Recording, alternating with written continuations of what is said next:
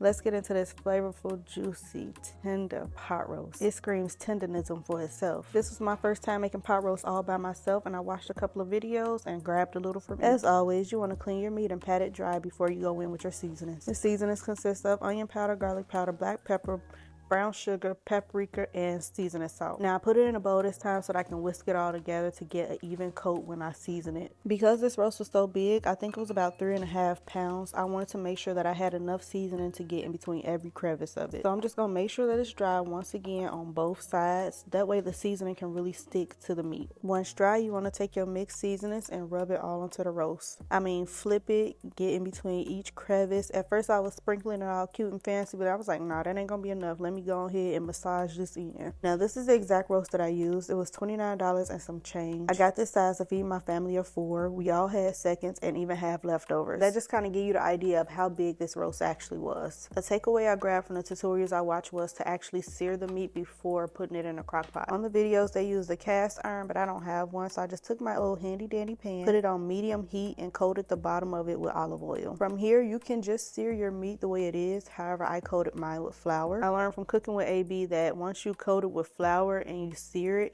that's going to help lock in those seasonings onto the roast. The grease was good and hot. I dropped the roast in, and you don't want to cook it all the way through. You just want it to get a little brown. So I flipped it between 3 and 5 minutes, checking the bottom just to make sure that I was ready to flip.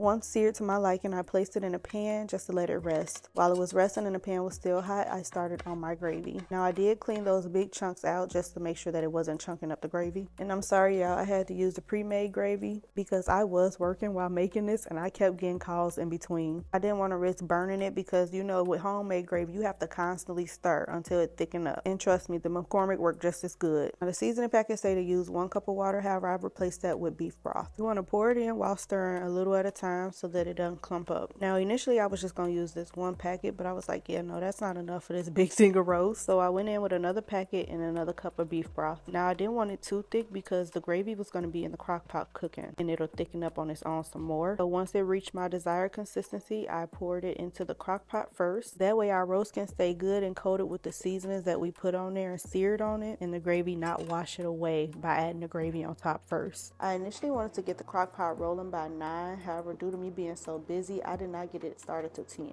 But that still worked out in my favor because I knew I wanted it to cook for 8 hours, and 10 to 6, that'll be around the time my husband will be getting off and he can eat once he get in. Now here you'll see me cutting the veggies that I used. I kept it simple, only added an onion, carrot, and potatoes. I was going to use sliced carrots in a can, but they didn't have any at the store, so I just bought these baby carrots and cut them in half and diced them. I did the same with the potatoes. However, I did not cut them really small. I left them kind of chunky because if you cut them small, they'll get mushy while they cook, especially for how long they were going to be in that crock pot for. I want to say it had only been about an hour, and this is how the roast was looking. I lost footage of me basting it with the gravy that was in there, and I seasoned it a little bit more before I added the veggies. Also added about a 1/4 cup of water just to thin out the gravy a bit. Once I added them in, I did not open the crock pot again. The crock pot like an oven. Once you open it, the temperature gonna keep dropping. So I put the top on there and let it do what it do, giving it a good shake occasionally.